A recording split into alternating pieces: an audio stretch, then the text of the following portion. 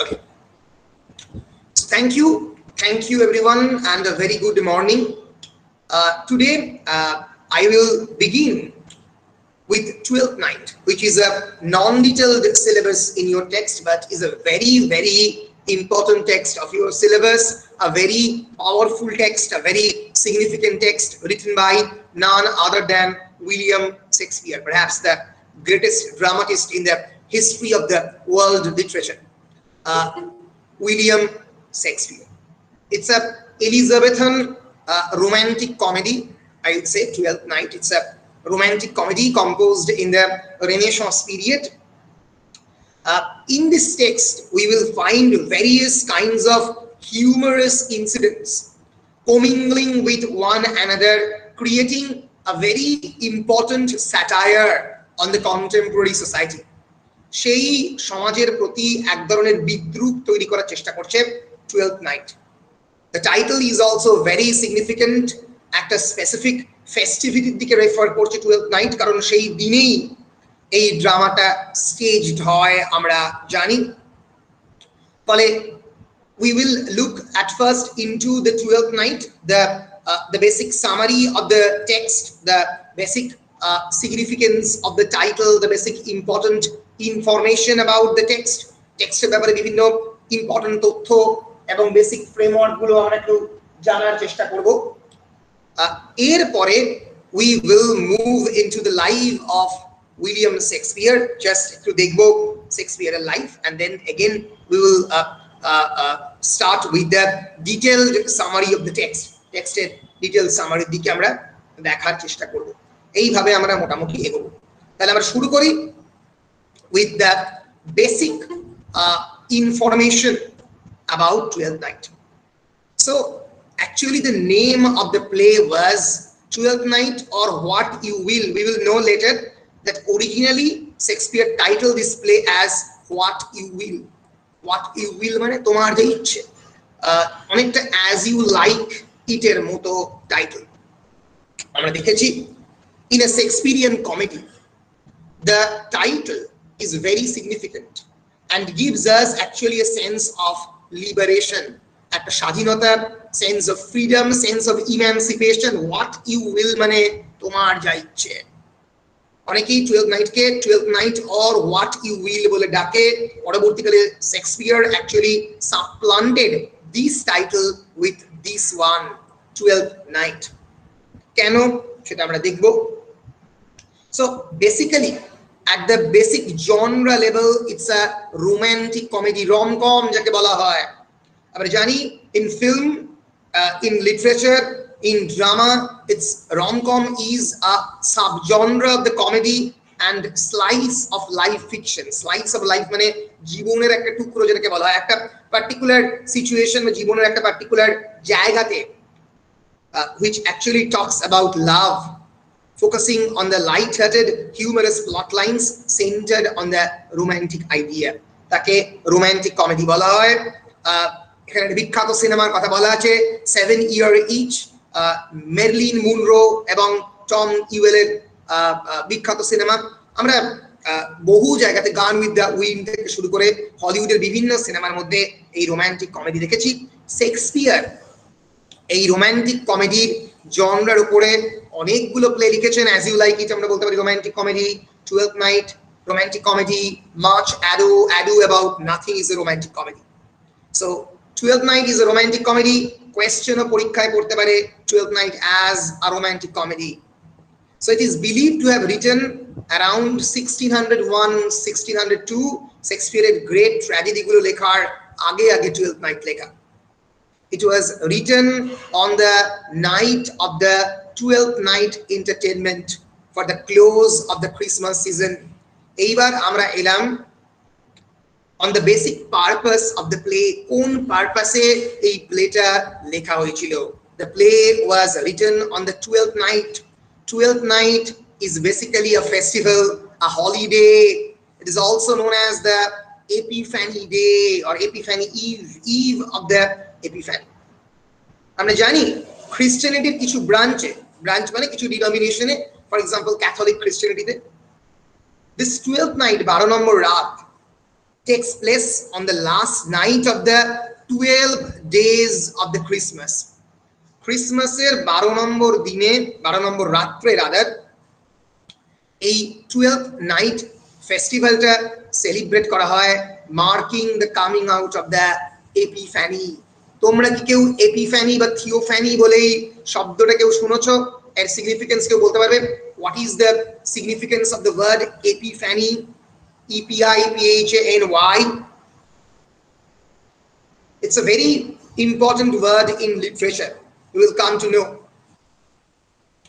Epiphany is basically means realization, sudden realization.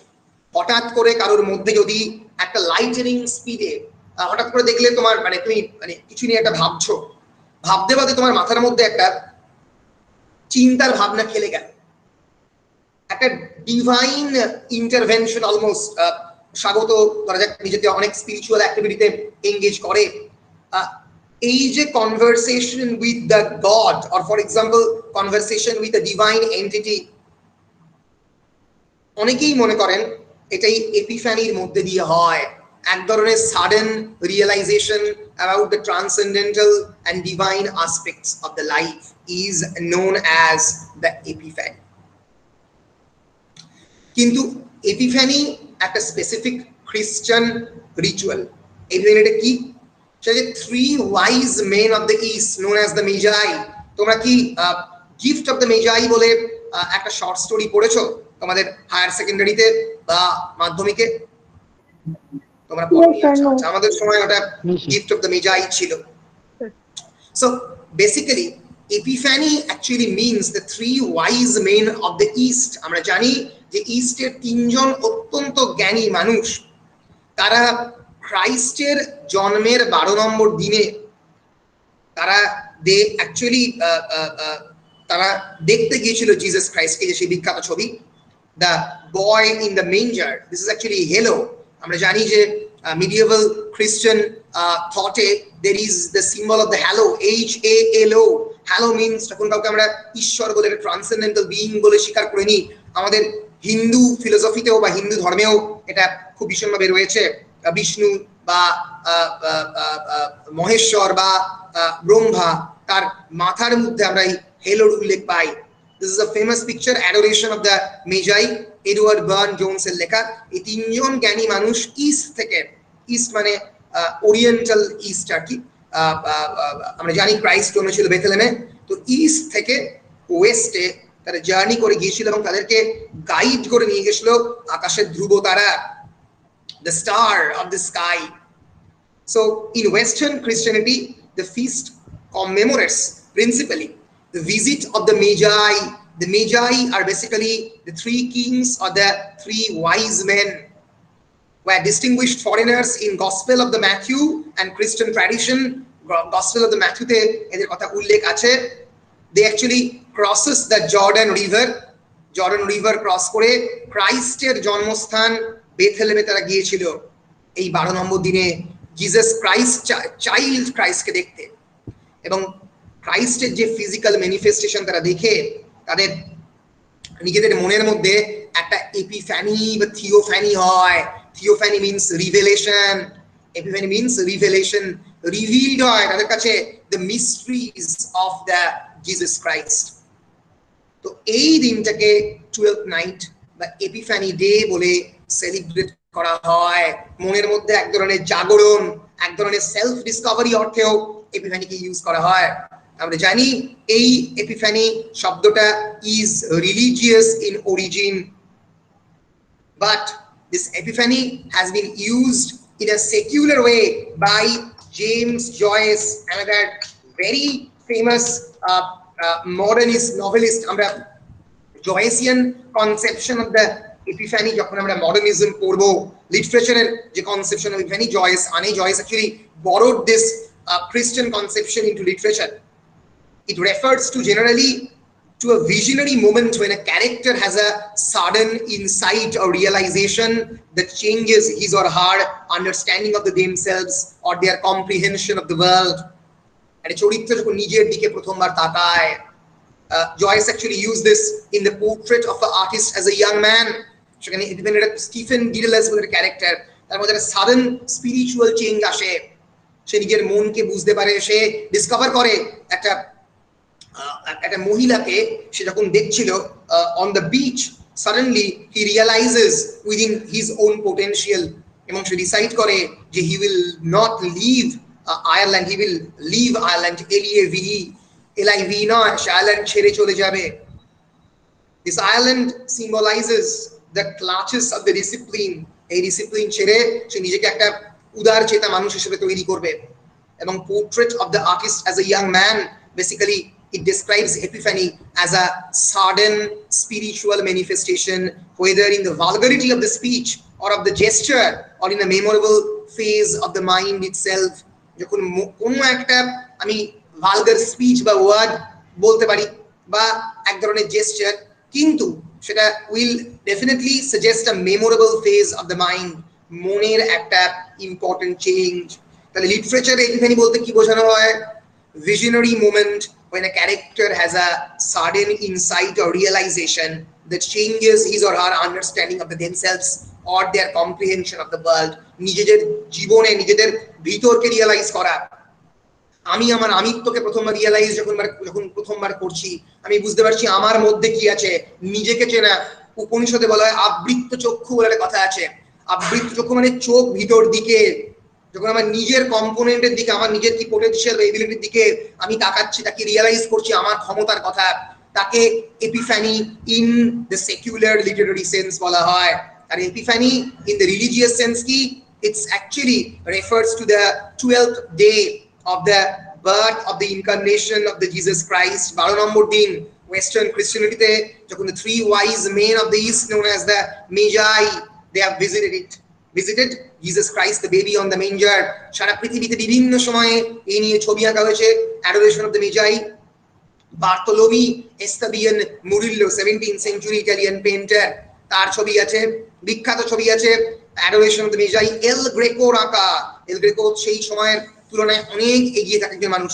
যে কোনো renaissance painting এ দেখবে যে এই হেলোর কথা, হেলো মানে ভার্জিন মেরির পিছন দিকে describing him as a god, মানে তার যে গডলি সিম্বলাইজেশন। তোমরা জানো রেনেসাঁস সময় কিন্তু নীল কালার, ব্লু কালারের আবিষ্কার হয়নি, কারণ ব্লু কালার অত্যন্ত দামি একটা কালার। লাপিস লাজুলি বা নীলা গলিয়ে ব্লু তৈরি করা হতো, এই জন্য দেখবে স্কাই এর কালার ব্লু নয়। Renaissance painting 14th century 15th centuryতে অনেক ক্ষেত্রে নীল রঙের ব্যবহার খুব এক্সপেন্সিভ ছিল, ব্যবহার করা যেত না। So this is the meaning of the Epiphany. বুঝতে পেরেছো? তাহলে 12th নাইট কি? এই 12th নাইট হচ্ছে is a festival in some branches of the Christianity that takes place on the last night of the 12 days of the Christmas, marking the coming of the Epiphany. Different traditions mark the date of the 12th night either as 5th of January or the 6th of January, depending on whether the counting begins on the Christmas day or the 26th of December. Christmas day, অনেকে Christmas day থেকে counting শুরু করে, অনেকে তার পরের দিন থেকে counting শুরু করে।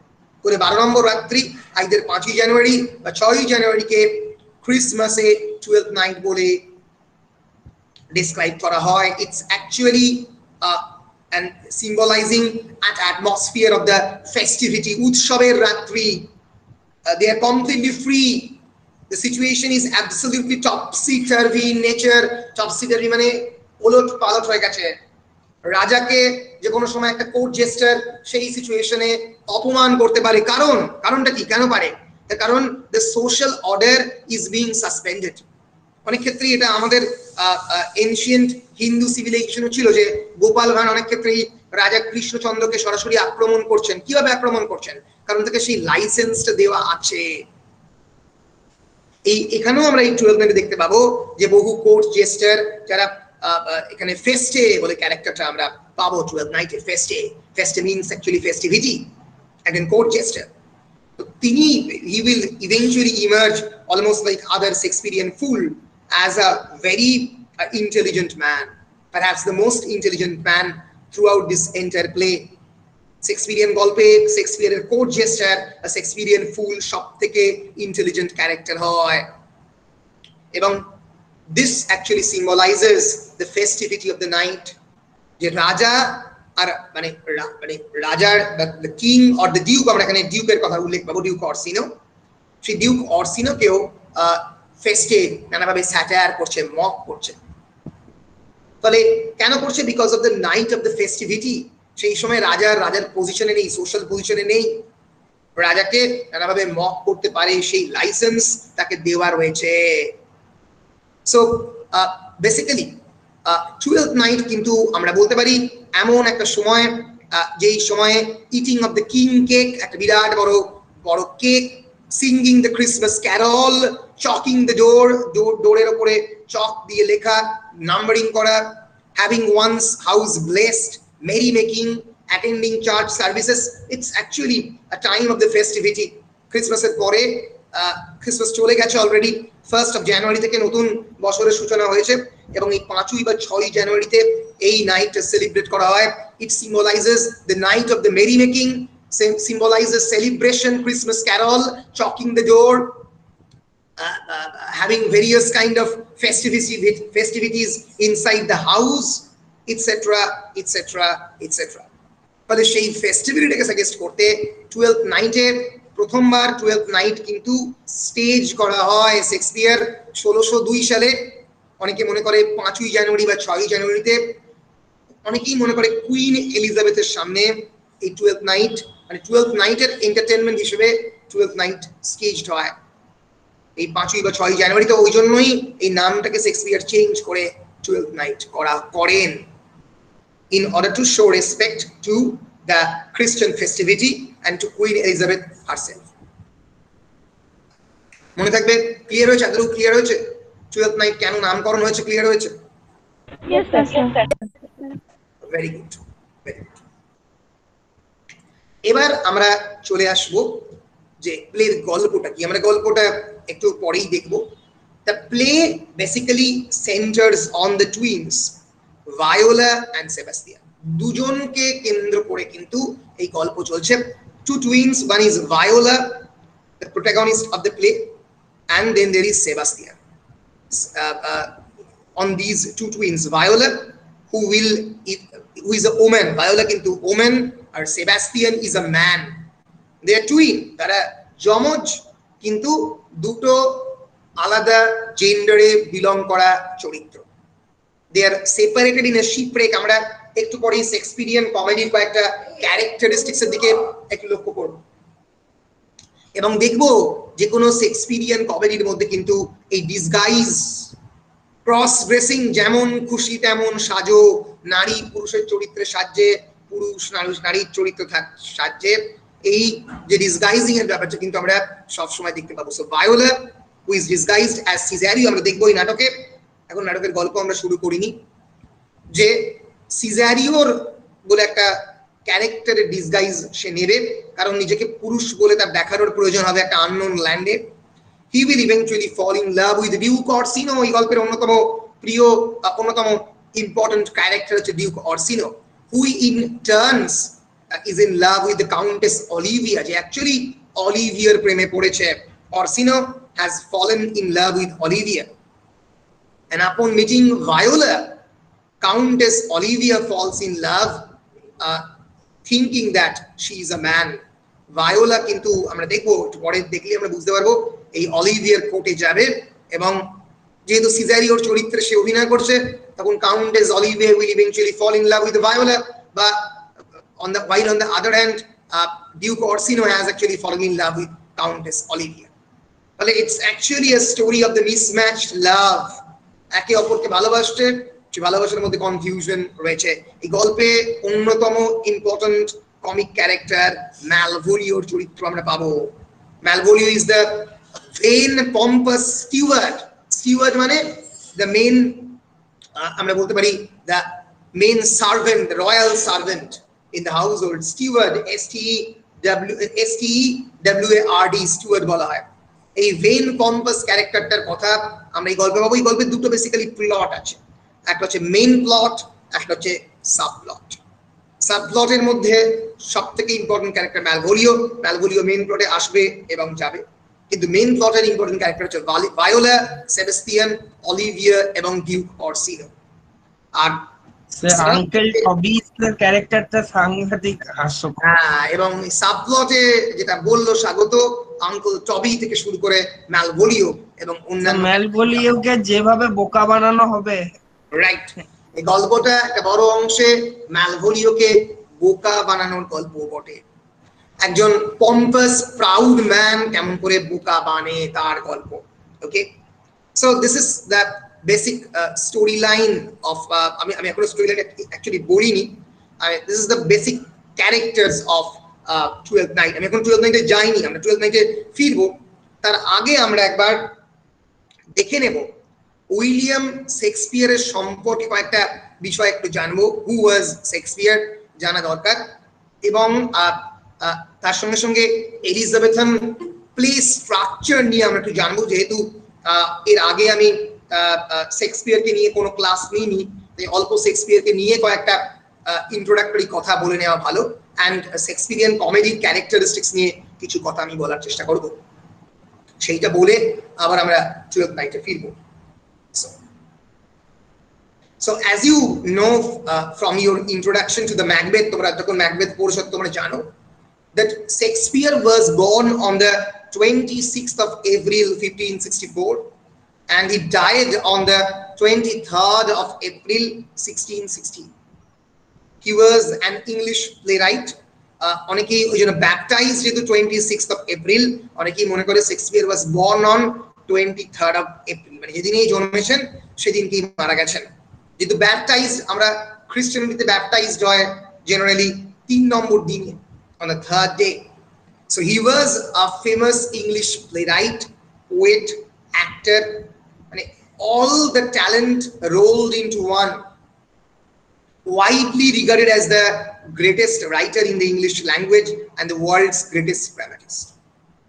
But Shakespeare যে সময়ে জন্মেছেন, it is actually the time of the Renaissance. আমি তোমাদের Renaissance কাকে বলে অনেকটা পড়িয়েছি। It was the age of the learning. শেক্সপিয়ারের কোনো প্লেই অরিজিনাল আমরা সেই অর্থে বলতে পারি না। অনেক ক্ষেত্রেই প্লুটার্কের লাইভস, হলিনশেডের ক্রনিকল, বিভিন্ন জায়গা থেকে শেক্সপিয়ার বিভিন্ন জিনিস নিয়েছেন, বড় করেছেন, BORROW করে নিজের মতো করে বড় করেছে, বড় হয় শূন্য র, সেটাকে একটা বড় ট্রান্সফরমেশন তিনি করেছেন সারা জীবনে। He wrote almost 39 plays, 154 sonnets and 3 long narrative poem, তার মধ্যে rape of the Lucrece, Venus and Adonis, এরকম বড় বড় 3টে ন্যারেটিভ পোয়েম আছে, এবং আরো কিছু অথরশিপ, আরো কিছু ছোটখাটো পোয়েম তিনি লিখেছেন। আমরা জানি Shakespeare was born and raised in the Stratford-upon-Avon, Warwickshire. Only at the age of the, Bard of the Avon বলা হয়, BRD, Bard মানে চারণ কবি, or simply the Bard. Shakespeare K the Bard বলতে আমরা কিন্তু Shakespeare কি বুঝি? Bard in Celtic culture refers to a professional storyteller, verse maker, music composer. যারা গল্প বলা কাজ তাকে বার্ড বলা হয়। চারণ কবি বিভিন্ন জায়গায় ঘুরতে ঘুরতে গল্প বলেন, এবং শেক্সপিয়ারকে আমরা ইংলিশ লিটারেচারে বার্ড অফ দ্য অ্যাভন বলে জানি। শেক্সপিয়ার অশিক্ষিত ছিলেন। ইয়েস, এই কথাটাই আমি বলতে যাচ্ছিলাম। Shakespeare has written more than 39 plays, 154 sonnets and 3 long narrative poems, but Shakespeare has never studied in an university nor even a college. একটা জায়গাতেই পড়েছেন, সেটা হচ্ছে জীবনের স্কুল বা জীবনের কলেজ। সেখানেই শেক্সপিয়ার পড়েছেন, সেটাই তাকে বড় করেছে, সেটাই তাকে একজন জ্ঞানী মানুষে পরিণত করেছে, এবং সেখান থেকেই তিনি তার অভিজ্ঞতাগুলো লাভ করেছেন। আমি এই বিষয়টাতে যাব অল্প করে, why Shakespeare is one of the greatest poet, সেই বিষয়টা আমি আমার ক্ষুদ্র জ্ঞান দিয়ে বলার চেষ্টা করব। তার কয়েকটা ইনফরমেশন দিয়ে দেওয়া ভালো, যে Shakespeare actually married only at the age of 18. He married actually Anne Hathaway, who was 26 years old, almost 8 years senior than Shakespeare. 7 years, 8 years senior than him. Anne Hathaway, with whom he had 3 children, Susanna, and twins Hamnet and Judith. আমরা জানি Hamnet died before Shakespeare was writing Hamlet, এবং অনেকেই মনে করেন সেই দুঃখটা Hamlet মারা যাওয়ার যে দুঃখ হ্যামলেট শেক্সপিয়ারের, সেটা কিন্তু অনেকটাই হ্যামলেটের মধ্যে পড়েছিল। শেক্সপিয়ার 1585 থেকে 1592 এই সময়টাতে he began his successful career in the London as an actor writer. আমরা জানি লন্ডনে সেই সময় নতুন নতুন বিভিন্ন থিয়েটার কোম্পানি খোলা হচ্ছে। Theatre was the main source of entertainment on that time of the England. ইংল্যান্ডে সেই সময়ে theatre was the only source of entertainment. তোমাদের যেরকম you have now various platform of the entertainment, you can see on the Netflix OTT platform, over the top platform. You can use Amazon Prime, you can have your television set, you can play games on your Android set, you can have your laptop and see a cinema, download it from the torrents. You have multiple sources of the entertainment. Remember, in the Shakespearean Elizabethan time, there was no source of entertainment. There was not even no power supply, কোনো electric নেই। সন্ধ্যেবেলা বেশ কয়েকজন মানুষজন জড়ো হতো এই ধরনের নাটক দেখার জন্য। অনেক ক্ষেত্রে সন্ধে হয়ে গেলে অসুবিধা হতো, সেজন্য বিকালবেলা ফিরতো, অনেকে বিকেলবেলা, জেনারেলি আফটারনুনে শুরু হতো এই শেক্সপিয়ারিয়ান প্লেগুলো। আমি জাস্ট এই অ্যাটমসফিয়ারটাকে বোঝাবার জন্য তোমাদেরকে বোঝাচ্ছি যে শেক্সপিয়ারিয়ান প্লে কেমন করে হতো, কেমন করে স্টেজ হতো, সেটা জানা খুব দরকার। The Elizabethan stage বলে AC বাউয়ের একটা বিখ্যাত বই রয়েছে, The Elizabethan World Picture বলে একটা বই রয়েছে EMW পিরিয়ডের। এটা আমাদের জানা প্রয়োজন, কারণ শেক্সপিয়ারের সময়কার অ্যাটমসফিয়ার তোমাদের বোঝা দরকার। এবং he actually become the part owner, একটা মালিক হয়ে গেলেন, প্রথমে অভিনয় করতেন তারপরে মালিক হয়ে গেলেন of the famous theatre company called Lord Chamberlain's Men. Lord Chamberlain Men's was a company of the actors, a playing company. বিভিন্ন জায়গায় ঘুরে ঘুরে তারা কিন্তু অ্যাক্টরদের রোল, মানে তারা বিভিন্ন প্লে স্টেজ করত। এবং পরবর্তীকালে এই নাটকটার দলের নাম হয় দ্য কিংস মেন। যখন শেক্সপিয়ারের মালিক হয়, and at the age of the 49 he appears to have retired to Stratford। 49 বছর বয়সে রিটায়ার করে যায়, 3 বছরের মধ্যে মারা যায়, শেক্সপিয়ার মারা যায় at the age of the 52। Shakespeare কিন্তু সেই সময়ের অন্যতম একজন ফাইন্যান্সিয়ালি রোবাস্ট ধনী মানুষ ছিল উইলিয়াম শেক্সপিয়ার। এবং কি করে ধনী হয়েছিলেন? নাটক লিখে ধনী হয়েছিলেন, নাটক স্টেজ করে ধনী হয়েছিলেন। এইবার আমি তোমাদেরকে নিয়ে যেতে চাই এলিজাবেথান স্টেজে। এলিজাবেথান স্টেজ কেমন করে নাটক হতো এলিজাবেথান স্টেজে, সেটা তোমাদের একটু জানা দরকার। The structure of the Elizabethan stage. Yes. বড় করে নেই ছবি, ছোট ছোট কয়েকটা ছবি আছে, দেখি ছোট ছবি দেখাবো তারপরে বড় ছবি দেখাচ্ছি।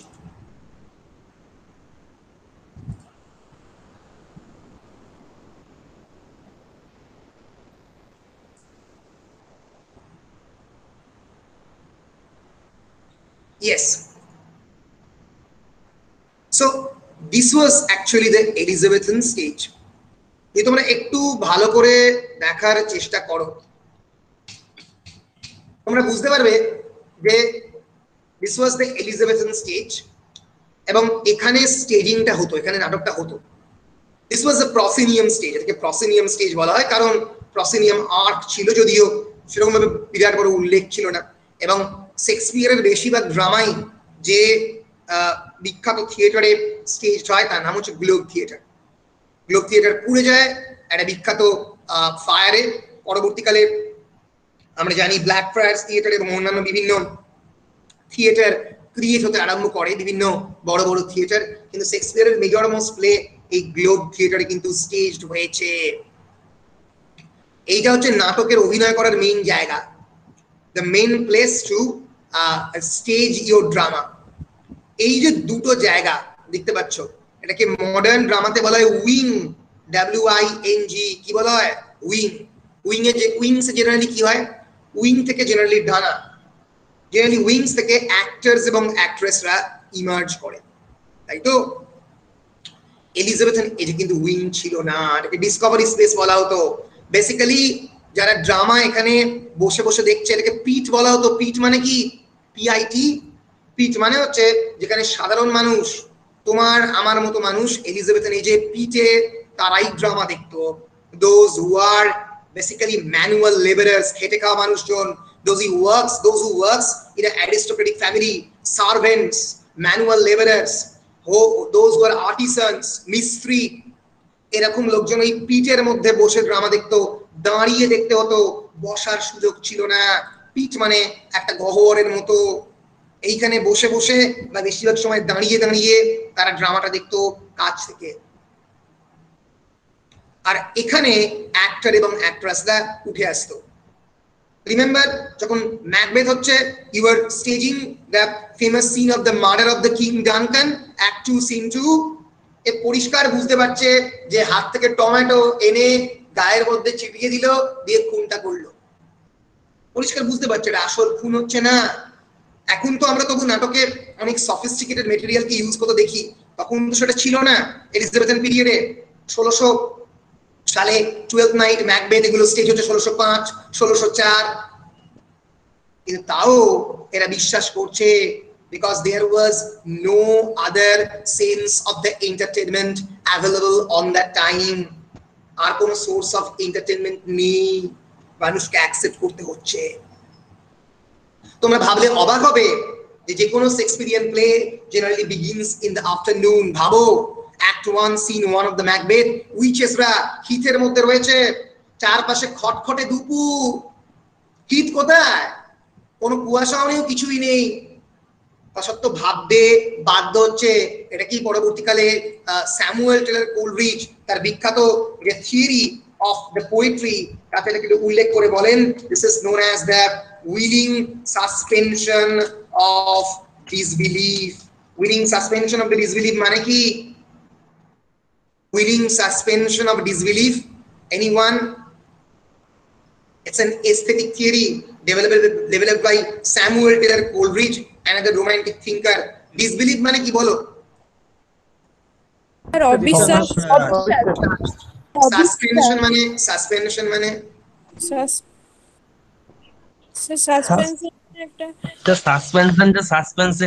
জানি। রাইট, সাসপেনশনকে সাসপেনশন মানে সাসপেন্ড করা, মানে অবিশ্বাসকে দূরে সরিয়ে রাখা। সাসপেন্ড করলাম, পুলিশ অফিসারকে যখন সাসপেন্ড করে সেরকম ডিসবিলিফকে সাসপেন্ড করলাম। উইলিং মানে ইন্টেনশনাল, ইচ্ছে করে অবিশ্বাসকে দূরে সরিয়ে রাখলাম। যে কোনো প্লে, যে কোনো নাটক, যে কোনো ওয়ার্ক অফ লিটারেচার পড়তে গেলে বা দেখতে গেলে সামনে থেকে you have to promote or you have to embrace this kind of feeling of the willing suspension of disbelief. It is the intentional avoidance of the critical thinking or the logic in examining something unreal. আমার চোখের সামনে আমি জানি this is unreal, perhaps this is not possible, এটা সম্ভব নয়।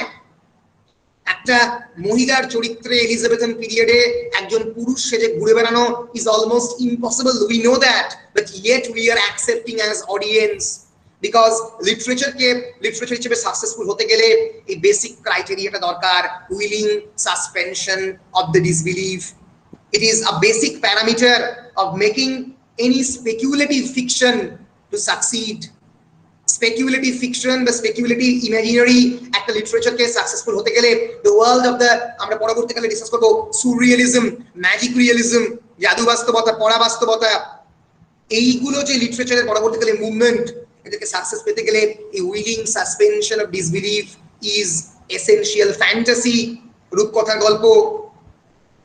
তাহলে Elizabethan স্পিগের মধ্যে কিন্তু যখন এই সাধারণ মানুষগুলো দেখছে ম্যাকবেথকে ফর দ্য ফার্স্ট টাইম, এরা কিন্তু বুঝছে যে perhaps Macbeth is not murdering, or these witches are perhaps not existing, though there is a great belief on the supernatural happenings on that time.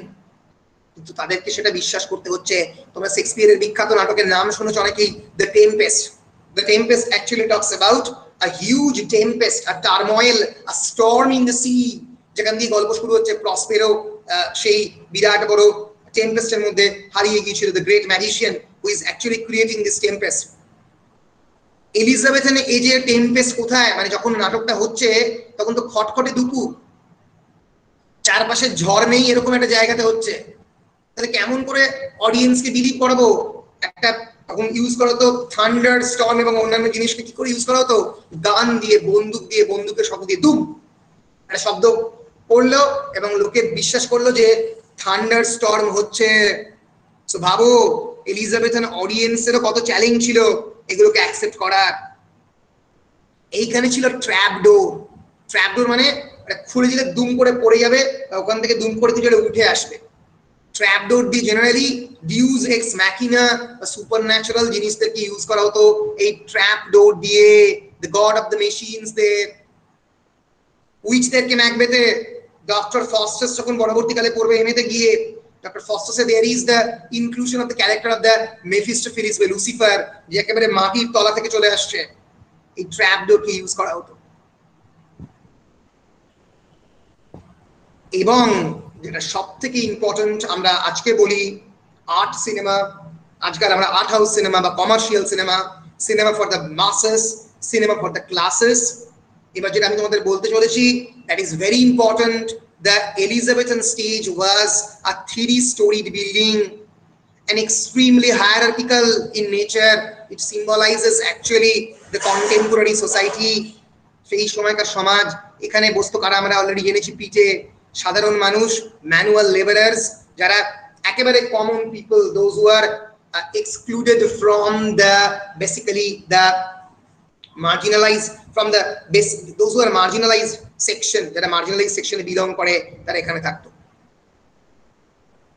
এবং এখানে বসতো তারা যারা for example those who are professional, for example those who are doctor, those who are basically lawyers, those who are businessman, mercantile class।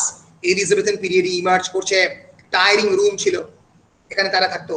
Second স্টেজে অনেকে বলে wardrobe বা storage, third স্টেজে ওয়ার্ড্রপ বা স্টোরেজ, কিন্তু এইটা ওয়ার্ড্রপ বা স্টোরেজ, এখানে গ্যালারি। এই সেকেন্ড স্টেজে বসতো বেসিক্যালি ব্যারনস, ডিউকস। এই ডিউক অরসিনোর মতো লোকজন যদি আসে তাহলে সেকেন্ড স্টেজে বসতো। আর এই গ্যালারির এই জায়গাটাতে এখানে তো ওয়ার্ড্রপ এবং স্টোরেজ থাকতো। আর থার্ড স্টেজে বসতো যেটা 12th নাইটের ক্ষেত্রে বসেছিল কিং বা কুইন, রাজা বা রানী বা এই ধরনের মানুষজন যদি সেই পার্টিকুলার জায়গাতে তারা উপস্থিত হতে পারতেন। বারবার বলছি, Elizabethan theatre was not theatre, it was a social institution, একটা সামাজিক প্রতিষ্ঠান। মাথায় রেখো, it was actually the only source of the entertainment where all kinds of activity, এখানে কিন্তু যারা গণিকারা, those who are prostitutes, তারা এখানে তাদের কাস্টমার পেত। Those who are engaged in the business affairs, they get their customers here. It was not only an institution of the entertainment, it was a social, cultural and political institution. The dukes are actually discussing about their daily affairs with their higher authority, for example with the barons, with the lords. রাজার সঙ্গে একবার দেখা হলো সন্ধ্যেবেলা, আবার এখানে সাধারণ মানুষরাও এসছে, এদের সঙ্গে একই সঙ্গে বসবে না বলে এই গ্যালারি ক্রিয়েট করা হয়েছিল এলিজাবেথান পিরিয়ডে। শেক্সপিয়ারের ড্রামা একই সঙ্গে এই তিন ধরনের মানুষজন এনজয় করছে, all these three classes of the people। এবং সেই জন্যই শেক্সপিয়ারকে আমরা one of the greatest writer of all time বলতে পারি। তিনি মাসেরও নয়, ক্লাসেরও নয়, he addressed all forms of the people in a particular entertainment format। একটা এন্টারটেনমেন্ট ফরম্যাটে সমস্ত মানুষজনকে একই সঙ্গে একইভাবে তিনি অ্যাড্রেস করেছেন, সেখানে তিনি উইলিয়াম শেক্সপিয়ার। বুঝতে পারছো, একজন মানুষের এক ধরনের ড্রামা, ধরো যাকে ম্যাকবেথ বা কিং লিয়ার, সেটা দেখে সেই মুহূর্তে সমস্ত মানুষ একই সঙ্গে এনজয় করছে। That was the greatness of the Shakespeare himself. আমরা যদি একটা খুবই খারাপ ডায়াগ্রাম আঁকার চেষ্টা করছি, ধরা যাক এই যে ম্যাকবেথের dialogue, tomorrow tomorrow and tomorrow creeps into this petty pace from day to day to the last syllabus of the recorded time. রাজা একভাবে ইন্টারপ্রেট করছে সেটাকে, tomorrow tomorrow and tomorrow creeps into this petty pace, as if there is no meaning in this life. আর একেবারে এই পিঠে থাকা মানুষজন সেটাকে আর একরকম ভাবে ইন্টারপ্রেট করছে, কারণ তাদের তো জীবনে কোনো মানেই নেই, এমনিতেই মানে নেই তাদের জীবনে।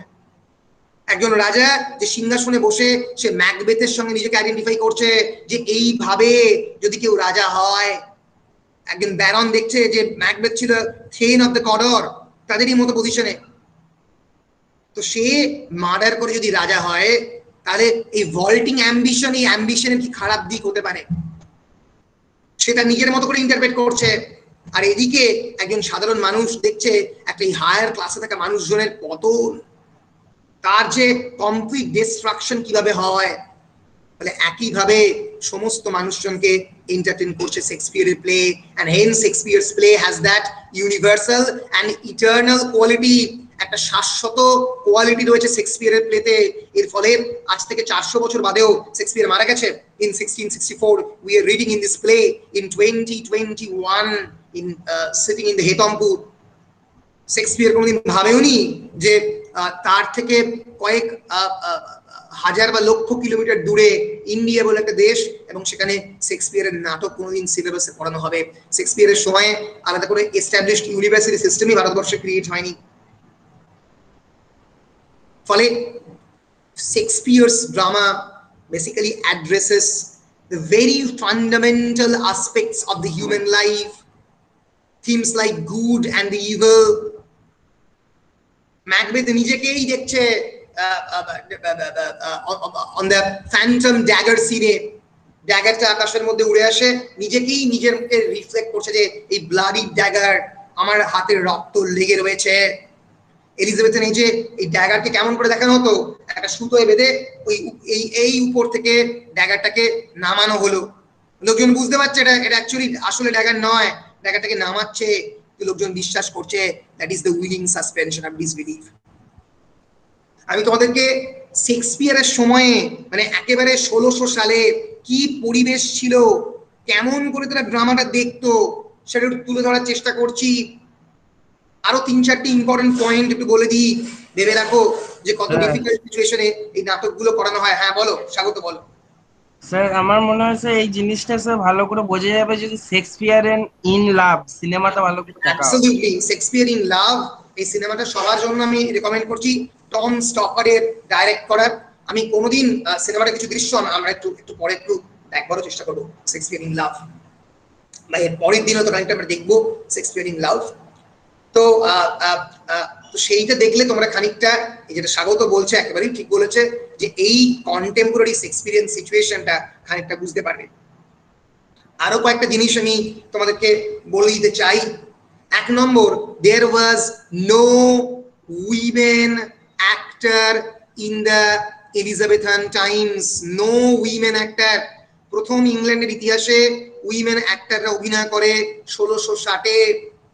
ফলে lady Macbeth is being played by a young man, একজন বাচ্চা 13 থেকে 14 বছরের বা 16 বছরের একজন ছেলে, মাইনর চাইল্ড, মাইনর অ্যাডোলেসেন্টকে এই নারীদের চরিত্র অভিনয় করতে হতো। There was no women actor on the stage। 2 নম্বর, ভেরি ইম্পর্টেন্ট, এই এলিজাবেথেন যে থিয়েটার কোম্পানিগুলো, তোকে বলছিলাম Lord Chamberlain's men et cetera et cetera, they have their prop মানে কি থিয়েট্রিক্যাল প্রপ বলা হতো। এই যে ধরা যাক রাজার যে কস্টিউম বা রাজার যে এই যে ড্যাগার, ম্যাকবেথের তরবারি, এগুলোর একটা স্টোরেজ বা কালেকশন এদের ছিল এই ওয়ার্ড্রপ কালেকশনের রুমে। এবং তোমরা জানো কিনা জানি না, এলিজাবেথেন স্টেজে কিন্তু এলিজাবেথেন টাইমসে কিন্তু পোশাক দেখে লোকের ক্লাস বোঝা যেত। অর্থাৎ whether you are a king or a queen, it will be clearly reflected in your dress, যে তুমি কত বড় গাউন পরে আছো। মানে অ্যাপার্ট ফ্রম দ্য ক্রাউন, যে ডিউক পরে, যে ডিউক বা যে ব্যারন, সে কি ধরনের গাটার, GARTR আমরা ব্যালগলির ক্ষেত্রে গাটারকে পাবো, কি ধরনের মোজা বা সক্স পরে আছে তার উপরে। ফলে এলিজাবেথের যে থিয়েট্রিক্যাল প্রপ কস্টিউমস, এই কস্টিউমগুলোকে ইউজ করার জন্য পারমিশন নিতে হতো, রিটেন পারমিশন ফ্রম দ্য পুরসভা, from the municipality, local London municipality.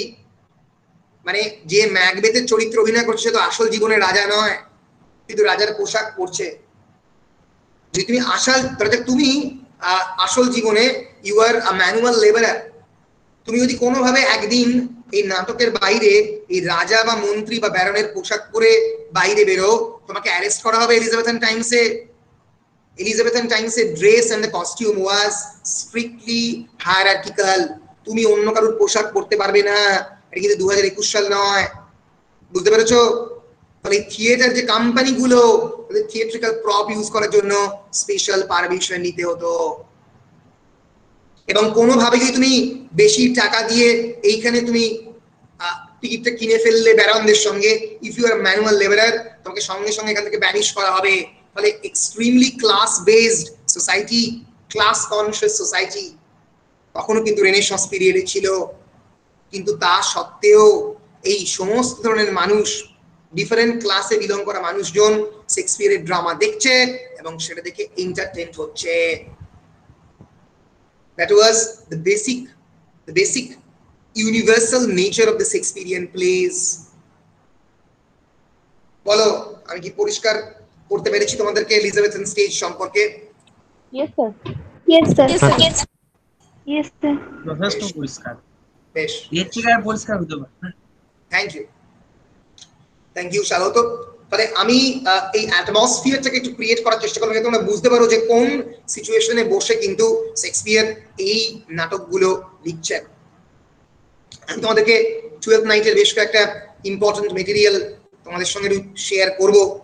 12th নাইটের text, cliff নোটসটা একটু ভালো করে ইউজ করবে, এখানে খুব ভালো করে সামারিটা আছে এবং ক্লিফ কমপ্লিট বলে একটা আছে, সেখানে শেক্সপিয়ারের সেই সময়ের যে কনটেক্সটটা এবং তার সঙ্গে সঙ্গে 12th নাইটের পুরো যে টেক্সটটা, সেটা টেক্সট এবং টেক্সটের পাশে যে ইম্পর্টেন্ট ইন্টারপ্রিটেশন এবং কমেন্টারি, পুরো টেক্সটটা জুড়ে অ্যাক্ট ওয়াইজ কমেন্টারি, প্রত্যেকটা সিন ওয়াইজ এবং অ্যাক্ট ওয়াইজ কমেন্টারি এখানে করে দেওয়া আছে।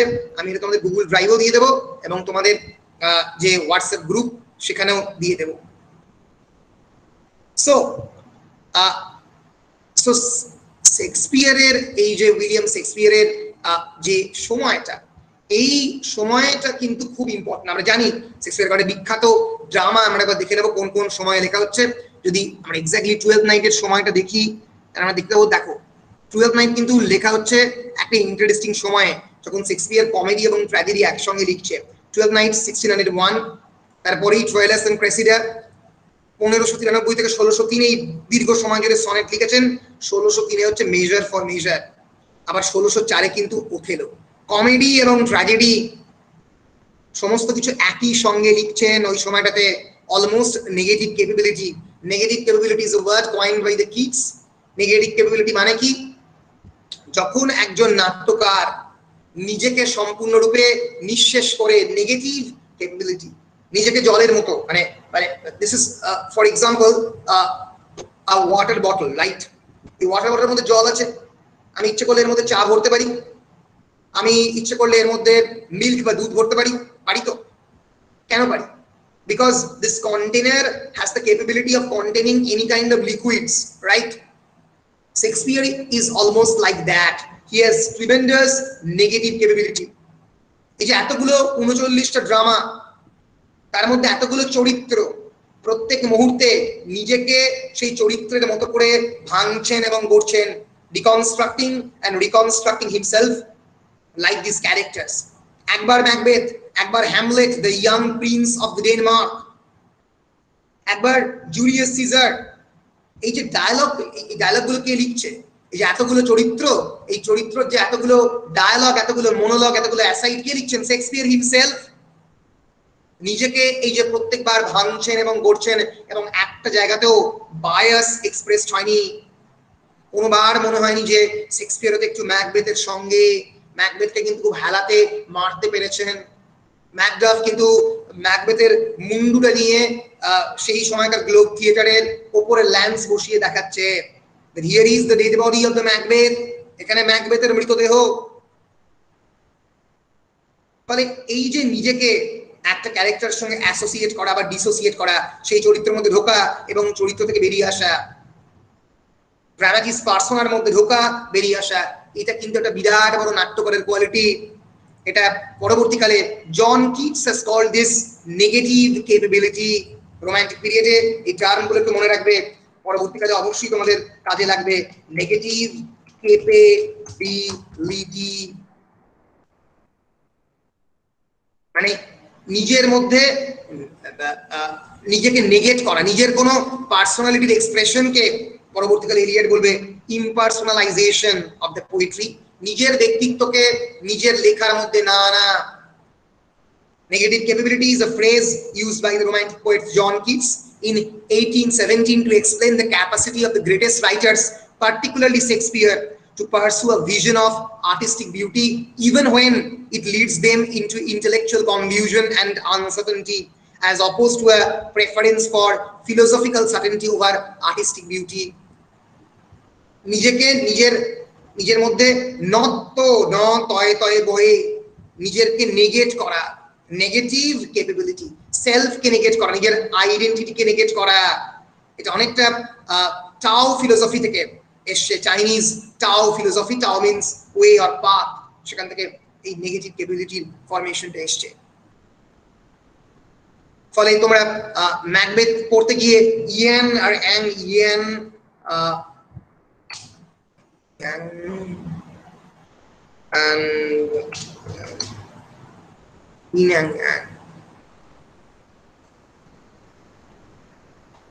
yes, তোমরা দেখেছো অনেক সময় এই চিহ্নটা,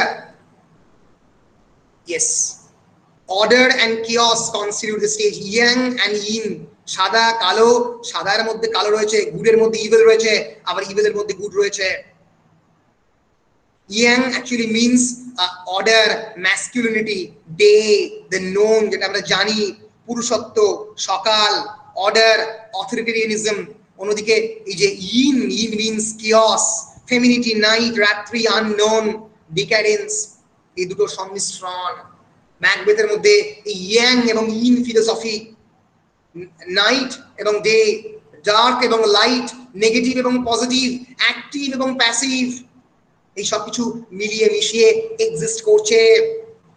এই নিয়ে ডেফিনেটলি অনেক আর্টিকেল রয়েছে। Ancient Chinese philosophy, yin and yang, it's a concept of the dualism.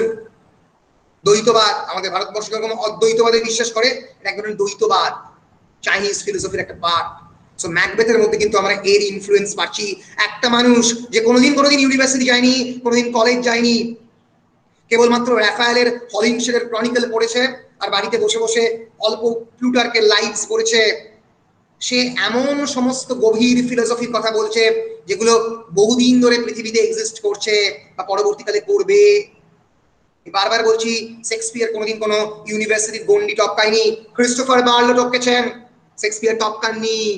না টপকে জীবনের স্কুলে পড়েছেন এবং পৃথিবীর one of the greatest philosophy, পৃথিবীর one of the greatest aesthetic capability, সৌন্দর্যবিদ্যার, নন্দন তত্ত্বের বিভিন্ন থিওরিগুলো তার ড্রামার মধ্যে পরবর্তীকালের বিভিন্ন ক্রিটিকরা খুঁজে পেয়েছেন, সেগুলো নিয়ে শেক্সপিয়ার। আমি কি বোঝাতে পেরেছি? Yes, sir. Yes, sir. Yes, sir. বেশ বেশ, সো থ্যাংক ইউ। আমি মোটামুটি শেক্সপিয়ারের একটা তোমাদের অ্যাটমসফিয়ার ক্রিয়েট করার চেষ্টা করলাম, যাতে তোমরা শেক্সপিয়ারের সময়টা এখানে বুঝতে পারো এবং you should grasp the mind of the artist. তোমরা অনেক বই পড়তে পারো, এলিজাবেথ এজ নিয়ে অনেক বইও রয়েছে, আমি তোমাদের দিতেও পারি সেগুলো, কিন্তু এখন ভারাক্রান্ত করছি না, কারণ টেক্সটটা তোমাদের আগে শেষ করতে হবে। ফলে to know the mind of the artist, যে আর্টিস্ট এই বইটা লিখেছেন তার মনটাকে জানা কিন্তু খুব দরকার। এবং শেক্সপিয়ারের সময় খুব ইম্পর্টেন্ট অনেকগুলো ঘটনা ঘটছে, আমরা জানি সেই সময় কিন্তু তার পরে পরে রিফরমেশন অফ দ্য চার্চ হচ্ছে। আমরা এই ঘটনাটা পরবর্তীকালে কোনোদিন বলবো, যে this is the bloodiest king in the English history, Henry the eight. বহু মানুষজনকে নিজে হাতে মেরেছেন, চার্চকে ধ্বংস করেছেন, করে ইংল্যান্ডে রিফরমেশন এনেছেন প্রোটেস্ট্যান্টদের নিজস্ব স্বার্থে। তো শেক্সপিয়ারের পরপরই, মানে এই শেক্সপিয়ারের আগে এই হেনরি দ্য এইট কিন্তু অলরেডি ইংল্যান্ডে রুল করেছেন। তো তার যে অ্যাংজাইটি, তার একমাত্র মেয়ে হচ্ছেন এলিজাবেথ দ্য ফার্স্ট। তিনি ছেলে প্রডিউস করে, মানে ছেলে তিনি প্রডিউস করতে পারেননি বলে তিনি বিয়ে করতে চান এবং চার্চ তাকে পারমিশন দেয় না বিয়ে করার জন্য। and hence he destroyed the English church and established the Anglican church. পুরো ক্যাথলিক চার্চকে ধ্বংস করেন এবং প্রোটেস্ট্যান্ট চার্চের জন্য এস্টাবলিশ করেন। সেই গল্প একটা অদ্ভুত গল্প। সো এবং একটা অ্যাক্ট অফ দ্য সুপ্রিমেসি, একটা একনায়কতান্ত্রিক পরিবেশ তখন ইংল্যান্ডে জুড়ে চলছে। ইংল্যান্ডে সেই সময় আমরা দেখছি the great Bible, William Tyndale already Bible লিখে ফেলেছেন, এলিজাবেথ দ্য ফার্স্ট তখন পলিটিক্সের শীর্ষে। পরবর্তীকালে মানে যে দুজন রাজা এবং রানীকে শেক্সপিয়ার পেয়েছেন, একটা হচ্ছে এলিজাবেথ দ্য ফার্স্ট এবং 1503 হয়, সরি 1603 হয় জেমস দ্য ফার্স্ট, এই দুজনকে পেয়েছেন। ফলে the status of the women in the Elizabethan stage doesn't actually allow them public or the private autonomy, স্বাধীনতা ছিল না। তো সেইটা এখানে রিফ্লেক্ট হয়েছে, লন্ডনের লাইভ রিফ্লেক্ট হয়েছে, পারফরমেন্স যে স্পেস দেখতে পাচ্ছ থিয়েটারকে কেমন দেখতে ছিল ইংল্যান্ডের। তো এই যে এরকম এরকম তিনটে ভাগে, এই যে তলায় বসে থাকতো পিঠে যারা লোকজন, ওপরে আরেকটু যারা প্রফেশনাল ডক্টরস ইঞ্জিনিয়ার্স, এখানে ব্যারন, এখানে কিং কুইন, তাদের যারা লোকজন তারা। ফলে এই যে একটা হায়ারার্কাইজ সোসাইটি, এটা প্রত্যেকটা রিফ্লেকশন এর মধ্যে পড়েছে। আমরা জানি যে শেক্সপিয়ারের সময়ে প্রিন্টিং আবিষ্কার হয়ে গেলেও শেক্সপিয়ারের সমস্ত টেক্সট প্রিন্টেড আকারে প্রথম পাবলিশড হয় 1623 সালে। এটা ফলিও ভার্সন, FOLIO, ফলিও মানে একটা অমনিবাস টাইপের সমগ্রের মতো করে শেক্সপিয়ারের নাটকগুলো 1623 সালে প্রথমবার ফলিও ভার্সনে শেক্সপিয়ারের মৃত্যুর পরে পাবলিশড হয়। শেক্সপিয়ার তার জীবনের বিখ্যাত হওয়াটা অনেকটাই তার মৃত্যুর পরে পস্থিউমাসলি অর্জন করেছিলেন।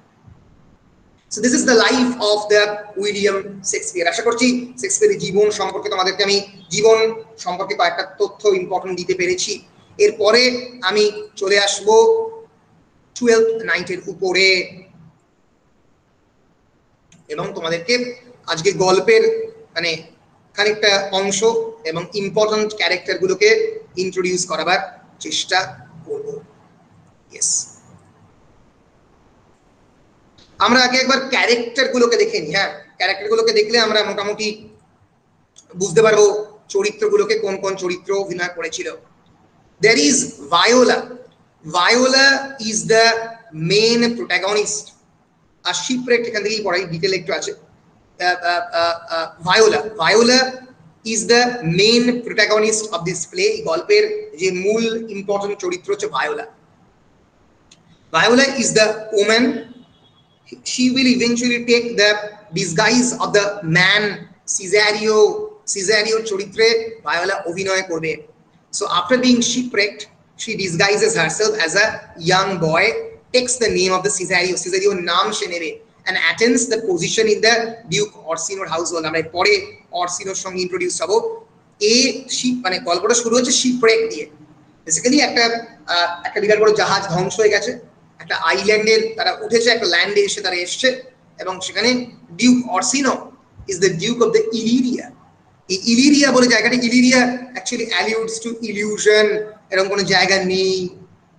সেই জায়গার ডিউক হচ্ছে অরসিনো এবং সেখানে ভায়োলা আসছে, সিজারিয়ার রূপ নেবে এবং she will eventually take a position in Duke Orsino's household because of her wit and charm. And as a boy, she is then used as an emissary from the Duke to the court of the Lady Olivia. ডিউকের court থেকে অলিভিয়ার যে কোর্টে পাঠানো হবে তাকে, এমিসারি মানে Messenger, Herald হিসেবে। এবং আমরা দেখবো ভায়োলার একটা টুইন ব্রাদার রয়েছে, তার নাম সেবাস্তিয়ান। আমরা পরবর্তীকালে সেবাস্তিয়ান কেও ইন্ট্রোডিউস করাবো। So this is Viola. এছাড়া কে আছে গল্পের চরিত্র আছে আরেকজন অত্যন্ত important character, Duke Orsino, Duke of the Illyria and its ruler, এই গল্পের যে main ruler. At the opening of the comedy, he is desperately in love with Lady Olivia. এই লেডি অলিভিয়ার প্রেমে পড়েছে ডিউক অরসিনো। শুরু হচ্ছে গল্পটা এভাবে, if music is the food of the love, play on. যদি মিউজিক হয় ভালোবাসার খাদ্য, তাহলে মিউজিক বাজাও, গান বাজনা হোক। তো এরকম একজন মানুষ হচ্ছে ডিউক অরসিনো, যিনি ভালোবাসেন ফেস্টিভিটি, যিনি ভালোবাসেন উৎসব, যিনি একটু জমিয়ে থাকতে পছন্দ করেন। অলিভিয়ার প্রেমে পড়েছেন, who spurns his romantic overtures. আসলে কিন্তু সেটা প্রেম নয়, আমরা বলতে পারি এক ধরনের ইনফ্যাচুয়েশন, যেটা রোমান্টিক ওভারচারটাকে দেখাচ্ছে খুব বেশি করে, in spite of the fact that he is a perfect and ideal gentleman. যদিও সে একজন পারফেক্ট এবং আইডিয়াল জেন্টলম্যান, এইভাবে তিনি নিজেকে প্রজেক্ট করছে যে আমার রোমান্টিক ইনক্লাইনেশন অলিভিয়ার প্রতি একটা বিরাট। এছাড়া আছে লেডি অলিভিয়া, এই গল্পের অন্যতম important character. Olivia is a rich countess who at the first plans to mourn her brother's recent death. তার ভাই মারা গেছে 7 বছর আগে মারা গেছে, এবং কিন্তু সে mourning is a specific ritual, আমাদের যেরকম শ্রাদ্ধ হয় সেরকম 7 বছর একটা মানুষ মারা গেলে সে রিটার্ন না করলে Lady Olivia is actually mourning his brother's recent death. But when she meets the emissary for Duke Orsino, আমরা বুঝতে পারবো অলিভিয়া যতই মোর্ন করুক না কেন, যখনই ডিউক অরসিনোর যে এমিসারি ভায়োলা আসবে disguised as a boy Cesario, she will eventually fall in love with the Cesario, সে কিন্তু সিজারিওর প্রেমে পড়বে। ফলে তার এই যে মোর্নিং, তার যে দুঃখ কতটা আসল আর কতটা ওপরে ওপরে সুপারফিশিয়াল সেই বিষয়ে আমরা সন্দেহ রাখবো।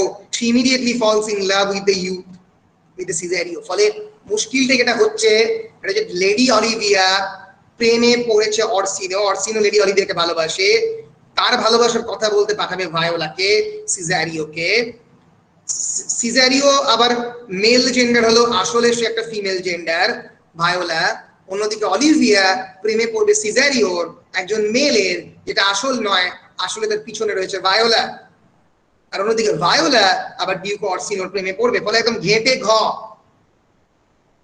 অন্যদিকে আমরা ক্যারেক্টারটাকে পাচ্ছি, তার নাম হচ্ছে Sebastian, the twin brother of the ভায়োলার টুইন ব্রাদার, যে হারিয়ে গেছিল শিপরেকে, তাকে ভায়োলা খুঁজছে, who is mistaken for Cesario, কারণ তাকে দেখতে তো টুইন ব্রাদারের মতো, তাই না? কারণ যেহেতু মানে দুজনকে একই রকম দেখতে, ফিমেল এবং মেল, তাই যদি ভায়োলা সাজে সিজারিওর চরিত্রে, তাহলে সিজারিওই লাগবে সেবাস্টিয়ানকে। আমরা দেখবো নাটকের একটা জায়গাতে সেবাস্টিয়ানকে অনেকে সিজারিও বলে ধরে নেয় যখন সেবাস্টিয়ান প্রথমবার শহরে আসে। He meets Olivia and enters immediately into marriage with her. Olivia বলে আমি তোমাকে বিয়ে করতে চাই, কিন্তু অলিভিয়া আসলে দেখেছিল এই সিজারিওকে, আবার অলিভিয়াকে ভালোবাসে অরসিনো। এছাড়া আমরা পাবো আরো একটা ইম্পর্টেন্ট ক্যারেক্টার, তার নাম হচ্ছে Antonio. Antonio is the sea captain who aids and protects Sebastian. সেবাস্টিয়ানকে বিভিন্ন জায়গাতে প্রোটেক্ট করেছে। He pleads for help are ignored by the Viola, who in her disguise look exactly like her twin brother. সে ভায়োলাকে বলে আমাকে একটু help করো, কিন্তু Viola তো মানে ভালো করে অ্যান্টোনিওকে চেনেও না, সে তো তার টুইন ব্রাদারের মতো দেখতে। ফলে অ্যান্টোনিও সি ক্যাপ্টেন, যে সেবাস্টিয়ানকে প্রোটেক্ট করেছে। এবার আমরা পাবো সাবপ্লটের কয়েকজন ইম্পর্টেন্ট ক্যারেক্টারকে, এটা হচ্ছে মেইন প্লটের ক্যারেক্টার। এবার আমরা সাবপ্লট ইন 12th নাইট কিন্তু 10 নম্বরের প্রশ্নে পড়তে পারে, খুব important, plot construction and subplot. আমরা পাচ্ছি এই চরিত্রে স্যার টবি বেলচকে। Sir Toby Belch, Lady Olivia's uncle, who lives with her and who is given to constant drinking bouts। এই যে লেডি অলিভিয়ার যে কোর্ট, সেখানে অনেকগুলো মাতালদের বাস। বেলচ মানে ঢেকুর তোলা, বেসিক্যালি তার পেটের মধ্যে কথা রয়েছে এবং সেটা ভুরভুর করে বেরিয়ে আসছে। Sir Toby Belch is constantly drinking, intoxicating himself and belching. Lady Olivia's uncle, মজা করতে ভালোবাসে, who lives with her and who is given to constant drinking bouts. He delights in playing tricks on others. অন্য লোককে বিপদে ফেলতে পছন্দ করে sir Toby বেলচ। আছেন স্যার অ্যান্ড্রু অগজিক, একটা স্কিনি নাইট, মানে প্রায় ফুঁ দিলে উড়ে যাবে আকাশে। Skinny night who is encouraged Sir Toby to continue courting Lady Olivia, because as long as he courts Lady Olivia, Sir Toby can gull him out of enough money to continue the nightly drinking bouts. Sir Andrew Ogchick একজন night, সে কিন্তু প্রেমে পড়েছে lady Olivia, সে কিন্তু higher social ক্লাসে belong করে, সে Duke না হলো night, কিন্তু সে প্রেমে পড়েছে অলিভিয়ার, সে থাকে কিন্তু এই টমি বেলচদের সঙ্গে। এবং স্যার টবি বেলচ কিন্তু অগচিককে বলছে তুমি চালিয়ে যাও, তুমি লেডি অলিভিয়াকে ভালোবাসো, তোমার প্রেম নিবেদন করতে থাকো, কোনো না কোনোদিন তুমি সাকসেস পাবে। যদি খুব ভালো করে জানে সেটা পাবে না, টবি বেলচ নোজ দিস। এর দরকার স্যার অ্যান্ড্রু অগচিককে, কেন? তার কারণ যাতে প্রত্যেক দিনে তার নাইটলি যে অ্যাডভেঞ্চার অফ ড্রিঙ্কিং সেটা যাতে কন্টিনিউ করতে পারে সে এই অ্যান্ড্রু অগচিকের টাকাতে। এছাড়া রয়েছে অন্যতম ইম্পর্টেন্ট ক্যারেক্টার এই গল্পের ম্যালভোলিও। Malvolio, Lady Olivia's drinking steward, who also has fantasies that Lady Olivia might someday marry her. মানে বুঝতে পারছো লেডি অলিভিয়ার কতগুলো কোটিয়া, একটা অ্যান্ড্রু অকচিক, একটা ম্যালভোলিও, অন্যদিকে রয়েছে আমাদের অরসিনো। এতগুলো লোকজন অলিভিয়ার প্রেমে পড়েছে। এবং লেডি অলিভিয়ার স্টুয়ার্ড মানে main servant, who also has fantasies that Lady Olivia might someday marry him, এবং তাকে নিয়েই এই স্যার টবি বেলচ ম্যারিয়ার সঙ্গে একটা খেলা খেলবে। একটা চিঠি লিখে জানানো হবে ম্যালভোলিওকে, অ্যাজ ইফ লেডি অলিভিয়া চিঠিটা দিচ্ছেন যে you have I have fallen in love with you. So এই বলে ম্যালভোলিওর সঙ্গে তার একটা খেলবে খেলা। He is opposed to Sir Toby's drinking bouts and thus he becomes an object of one of Sir Toby's elaborate trick। আমরা দেখব যে এই যে দুটো খ্রিস্টানের যে দুটো ভাগ, একটা হচ্ছে প্রোটেস্ট্যান্টিজম আর একটা হচ্ছে ক্যাথলিসিজম। প্রোটেস্ট্যান্টিজম ইজ বেসিক্যালি পিউরিটানিজম, অনেক বেশি গোঁড়া।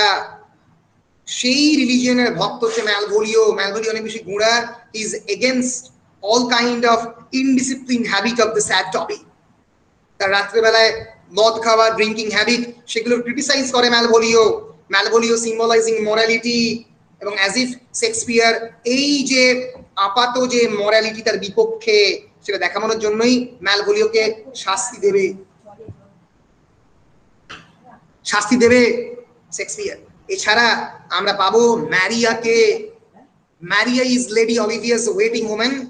লেডি অলিভিয়ার ওয়েটিং ওম্যান মানে যে ওয়েট করে, অপেক্ষা করে একটা কাজ দেবে বলে। She is clever and arranges a superlative trick to be played on the Malvolio. টবি বেলচ ম্যারিয়া থ্রু দিয়ে অ্যান্ড্রু অকচেকের উপরে, ম্যালভোলিওর উপরে রিভেঞ্জ নেবে। এছাড়া রয়েছে এই গল্পের অন্যতম important character Feste. Feste is a clown jester in the employ of the Lady Olivia। Lady Olivia কোর্টে কাজ করে। He has a marvelous way with words, শব্দ নিয়ে খেলতে পারে, and with making a sentence get up and walk away। একটা সেন্টেন্সকে তুলতে পারে, তুলে সেটাকে বাড়ি পাঠিয়ে দিতে পারে, এত ক্ষমতা রয়েছে ফেস্টে। Then there is another servant, Fabian, a servant of some importance in Lady of Olivia's household। আছে ভ্যালেন্টাইন এবং কিউরিও, two gentlemen who attend Duke Orsino। অরসিনোর দুজন জেন্টলম্যান, ভ্যালেন্টাইন এবং কিউরিও। এবং রয়েছে সি ক্যাপ্টেন, যে কেবলমাত্র প্রথম দিকে একবার এসছে, যে ভায়োলাকে হেল্প করেছে তার ডিসগাইজে সাজার জন্য। মানে এই হচ্ছে মোটামুটি এই গল্পের character. Duke Orsino, the Duke of the Illyria, the ruler. The comedy actually opens with him, if music is the food of the love, play on. He actually loves Lady Olivia, the rich countess, who plans to mourn her brother's recent death for 7 years, but she actually meets with the emissary of the Duke Orsino, Viola। Viola হচ্ছে এই গল্পের প্রধান নায়িকা। সিজারিওর চরিত্রে অভিনয় করছেন, একটা বয়ের চরিত্রে। For the cross dressing is a very important theme of this novel। এবং অলিভিয়া প্রেমে পড়বে কার? ভায়োলার বা সিজারিওর প্রেমে পড়বে। কিন্তু অন্যদিকে ভায়োলা আবার মানে আর একটা যে দিক, মানে সিজারিওর যে আসল যে চরিত্র ভায়োলা, সে প্রেমে পড়বে অরসিনো। অরসিনো প্রেমে পড়েছে lady Olivier. Sebastian, twin brother of the Viola, যাবে অলিভিয়ার কোর্টে।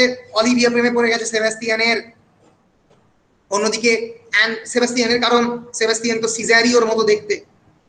অন্যদিকে Antonio the sea captain, who actually train Sebastian, তাকে দেখে চিনতে পারবে না একটা সময় আমরা দেখতে পাবো এই ভায়োলা। এবং এছাড়া গল্পের সাবপ্লটে রয়েছে sir Toby Belch, lady Olivia's uncle, who actually entertains us with his constant drinking bouts। There is Sir Andrew Ogcheek।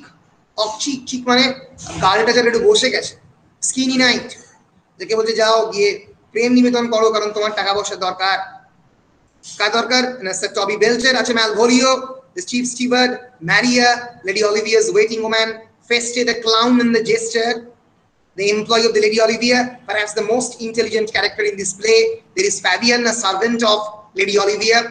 There is Valentine and Curio, servant to two gentlemen who attend Duke Orsino। অরসিনোর দুই বন্ধু, এবং C captain যে help করেছিল ভায়োলাকে এই গল্পে সাজদে। এরপরে আমরা পরের দিন, আজকে তো এই নাটকের সামারিটা পড়াটা মুশকিল হবে কারণ অনেকটা বড়। আমি আজকে তোমাদেরকে চরিত্রগুলোকে মোটামুটি ইন্ট্রোডিউস করলাম। এর পরের দিন আমরা নাটকের ভিতরের মধ্যে পড়ার চেষ্টা করবো। নাটকের এবার একটা স্মল সামারি পড়িয়ে দেবো, দিয়ে তারপর নাটকের বড় সামারিটার মধ্যে আমরা ঢুকবো। আমরা অল্প অল্প করে নাটকটাও পড়বো মানে, এবং তার সঙ্গে সঙ্গে সামারি গুলো পড়ার চেষ্টা করব। বলো, পরিষ্কার?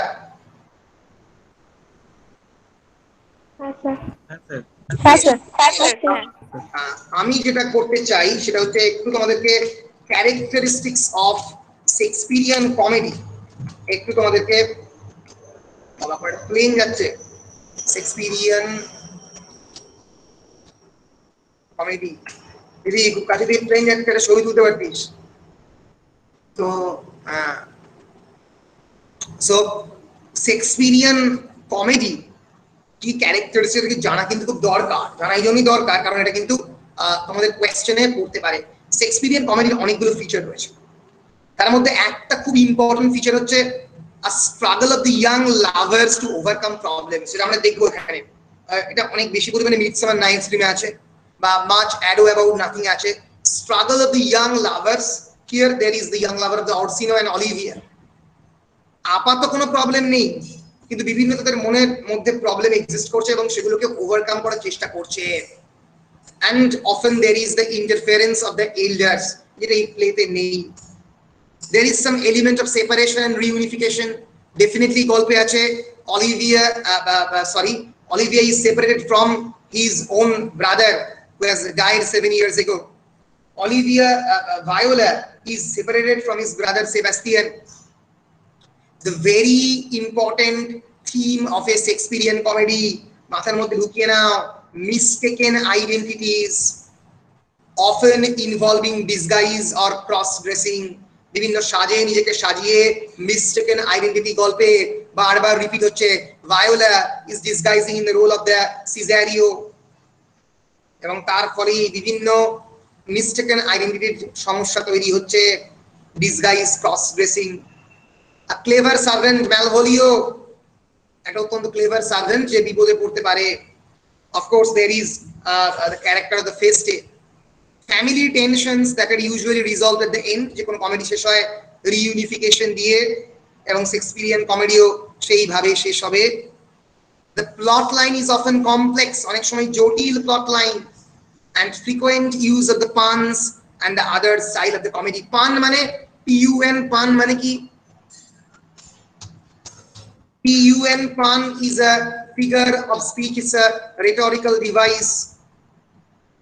Pun অনেক সময় এটাকে বলা হয় paronomasia. Paronomasia is basically a form of a word play, এক ধরনের শব্দ নিয়ে খেলা। আমি বললাম ব্যাংকে যাও, তুই বলে স্যার আমি তো ব্যাংক থেকে ঘুরে এলাম। আমি বললাম আমি ফাইন্যান্সিয়াল ইনস্টিটিউশনের কথা বলছি না, আমি বলছি রিভার ব্যাংকে যাও, নদীর পাড়ে যাও। তাহলে এই যে শব্দ নিয়ে খেলা, বুঝে দেখো জটায়ুর কলমের জোর, থোড় বড়ি খাড়া লিখে তারা তারা, এইবারে লিখেছেন খাড়া বড়ি থোড়। সত্যজিৎ রায়ের লেখা হত্যা বইতে ইউজ করেছিলেন ফেলুদাতে। ফলে এই যে play of the words, bread এবং ব্রেড, একই উচ্চারণ। ব্রেড মানে ওয়েল ব্রেড ম্যান, মানে যে ভালো করে যাকে বড় করা হয়েছে, আর ব্রেড মানে হচ্ছে রুটি। স্যার দৌড়থক শব্দ প্রয়োগ এরকম বলা যায় কি? আরেকবার বলো স্বাগত। দৌড়থক, দৌড়থক। ইয়েস, দর্থক শব্দ, রাইট, দর্থক, যে দুটো মানে absolutely. It's called pun, PUN, paronomasia. This play of the pun is very important feature. Pun is a very frequent use of the pun and the other rhetorical device. শেক্সপিয়ারের বিখ্যাত কমেডির মধ্যে রয়েছে merchant of Venice, twelfth night, All's Well That Ends Well, The Tempest, Taming of the Shrew, Winter's Tale, As You Like It, The Comedy of Errors. Comedy of Errors আমরা ভ্রান্তি বিলাসের মধ্যে পাই, ভ্রান্তি বিলাস comedy of errors এর উপরে base করে লেখা। Love's Labour's Lost, A Midsummer Night's Dream, Two Gentlemen of Verona. এই Love's Labour's Lost হচ্ছে একজন মানুষ, তারা ভাও নেবে কোনোদিনও বিয়ে করবে না, they will never marry, but eventually will all the members of this club will marry. তো এই নিয়ে যে লেখা সেটা হচ্ছে Love's Labour's Lost। মানে শেক্সপিরিয়ান কমেডির মধ্যে এই হচ্ছে ইম্পর্টেন্ট ফিচার।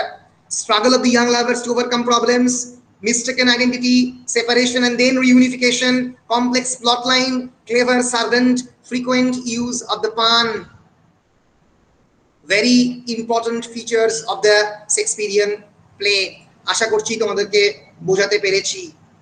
তাহলে আজকের ক্লাসে আমরা যেগুলো নিয়ে পড়াশোনা করলাম সেগুলো হচ্ছে 1 নম্বর 12th নাইটের টাইটেল, তার মানেটা কি জানালাম, 12th নাইটের ক্যারেক্টারদের ইন্ট্রোডিউস করালাম, শেক্সপিয়ারের টাইমকে ইন্ট্রোডিউস করালাম তোমাদেরকে, শেক্সপিয়ারিয়ান কমেডির যে ফিচার সেগুলোকে ইন্ট্রোডিউস করলাম এবং অল্প করে গল্পের একটা ফ্লেভার দিলাম 12th নাইটের, যেটা আমরা পরের দিনকে আরো ভালো করে ছোট্ট করে গল্পটা দেখে আমরা ডিটেইল অ্যানালিসিস অফ দ্য গল্প আমরা করব। তোমরা যারা এটাকে নাটকটাকে ভালো করে পড়তে চাও তারা দুটো ক্লিফ নোট পাশাপাশি নিয়ে বসবে, অ্যাক্ট 1 সিন 1 এর সামারি, কমেন্টারি।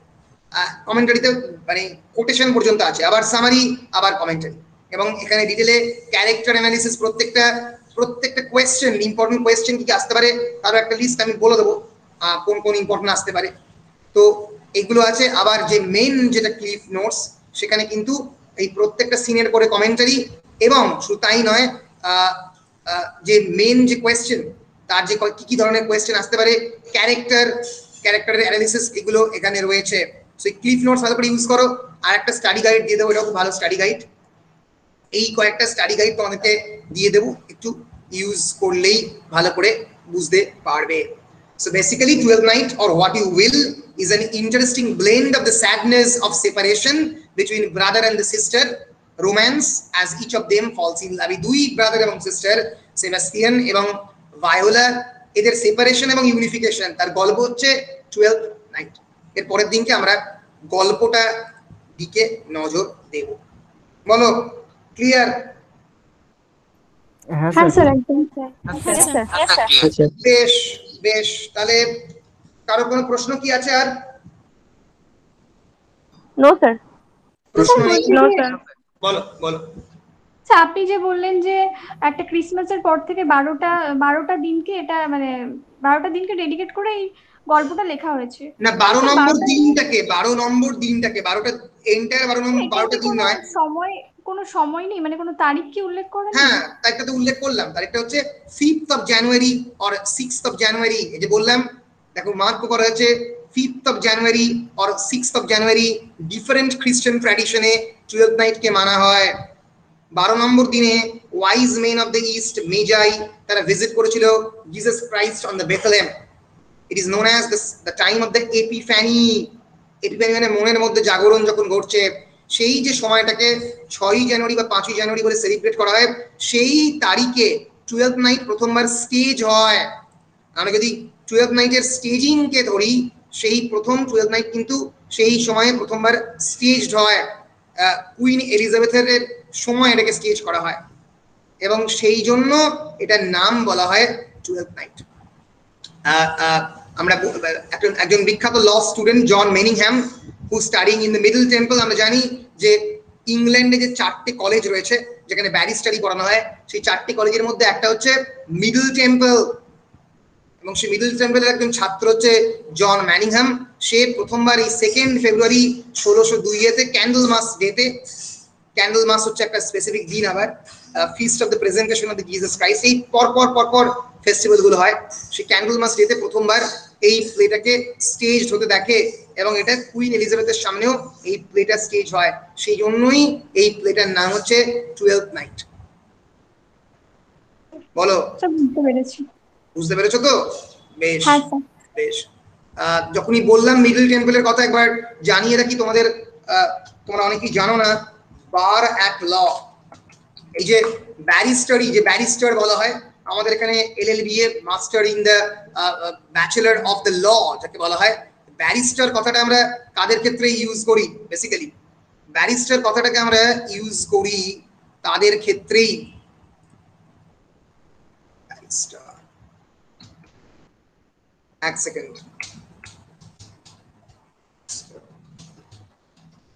8টে কলেজকে রেফার করা হয়, and they are all temple মানে কিন্তু মন্দির নয়, মানে basically they are being used as their religious institution, কিন্তু সেখানে প্রথমবার ল পড়াতে শুরু করা হয়। So there are 4 actually colleges in England। কোথায় গেল রে? ডাইরেক্টলি শুরু করি। 4 colleges for barrister, 4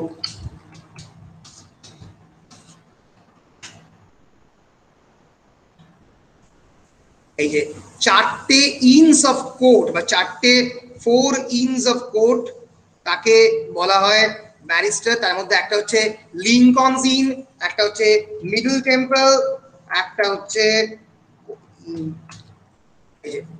in of the court. এই চারটে ইন অফ কোর্টের মধ্যে ব্যারিস্টারি পড়ানো হয়। একটা হচ্ছে Gray's Inn, inn of the court, yes, এই যে ইনস অফ কোর্ট, এই চারটে Gray's Inn, Lincoln's Inn, Inner Temple এবং Middle Temple. Jyoti Basu Lincoln's Inn থেকে পড়েছিল।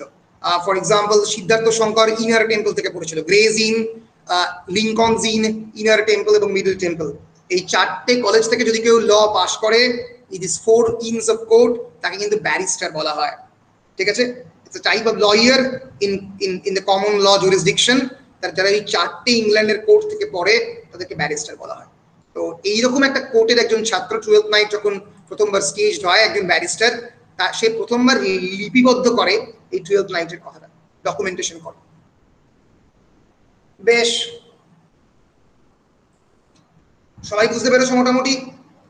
হ্যাঁ স্যার, হ্যাঁ স্যার। মানেটা একটু বুঝিয়ে দেন তো। আরেকবার 1900 বলো। স্যার 12 নাইটের মানেটা একটু শর্টে বুঝিয়ে দেন তো। 12th নাইটের মানেটা হচ্ছে খুবই সহজ। ধরা যাক তোমার যেদিন 25th of December, it's the beginning of the Christmas. Different traditions counted differently. বিভিন্ন ট্র্যাডিশন বিভিন্ন ভাবে কাউন্ট করে। অনেকে 26 তারিখ থেকে কাউন্ট করে, অনেকে 25 তারিখ থেকে কাউন্ট করে। তো 25 বা 26 তারিখ থেকে কাউন্ট করে 5ই জানুয়ারি বা 6ই জানুয়ারি দাঁড়াচ্ছে হচ্ছে বেসিক্যালি 12th নাইট, 12 নম্বর রাত্রি। যে সময়টা ক্রিশ্চিয়ানিটিতে বেসিক্যালি সেলিব্রেট করা হয়েছিল, when the 3 wise men of the east for the first time visited the baby in the manger. Manger মানে যে দোলনায় শুয়ে আছে জিসাস ক্রাইস্টকে, the man of the Bethlehem, তাকে ভিজিট করেছিল এই 3 জন wise men of the East. এবার সেই দিনটাকে, তখন যীশু খ্রিস্টের বয়স হচ্ছে 12 দিন, এবং সেই দিনটাকে পরবর্তীকালে খ্রিস্টানরা as the time of the merry making, as the time of the of festivity, as the time of the celebration, আনন্দের সময় হিসেবে ব্যবহার করে। 12th নাইট মানে হচ্ছে একটা টাইম অফ দ্য ফেস্টিভিটি। এবং এই গল্পের ক্ষেত্রে 12th নাইটে, এই 12th নাইট নামকরণটা কেন শেক্সপিয়ার করেছেন? দুটো কারণে। The purpose is twofold. The first is that the play actually symbolizes an atmosphere of celebration, festivity and merry making. এই গল্পের মধ্যে একটা আনন্দের ব্যাপার রয়েছে, কারণ টবি বেল্ট, ম্যারিয়া, স্যার অ্যান্ড্রু অপচিক এরা কিন্তু অনেক ক্ষেত্রেই ম্যালভোলিওকে নিয়ে খেলছে। ফলে এই যে তার মধ্যে যে একটা আনন্দ, তারা হাসি ঠাট্টা করছে, তো সেই আনন্দের একটা রিফ্লেকশন আমরা পাচ্ছি গল্পের মধ্যে। শুধুমাত্র তাই নয়, এই গল্পটাই 12 নম্বর রাত্রিতে স্টেজড হচ্ছে প্রথমবার 1601 সালে। নাটকের এটা রূপান্তরিত হচ্ছে প্রথমেই 12th নাইটে, যে দিনে এই গল্পটা প্রথমবার স্টেজড হচ্ছে, মানে নাটকের আকারে প্রথমবার দেখানো হচ্ছে এবং কুইন এলিজাবেথের দেখছে সেই বিশেষ দিনে। সেই জন্য এই গল্পের নামটা প্রথমে ছিল হোয়াট ইউ উইল। তুমি যা মনে করো তাই, তুমি যা পছন্দ করো তাই, অ্যাজ ইউ লাইক ইটের মতো, হোয়াট ইউ উইল। সেটাকে পাল্টে 12th নাইট রাখা হয়, কারণ সেই বিশেষ দিনে এটা স্টেজড হয়। মনে থাকবে? হ্যাঁ স্যার। বেশ, আর কারোর কোনো বিষয় নিয়ে কনফিউশন? আর কারোর কোনো জায়গা নিয়ে কনফিউশন রয়েছে? নেই? বেশ, যেহেতু কোনো কনফিউশন নেই, আমি তাহলে ক্লাসটার রেকর্ড এখানে অফিসিয়ালি স্টপ করছি, রাইট? হ্যাঁ স্যার, হ্যাঁ sir. Okay sir. Okay sir.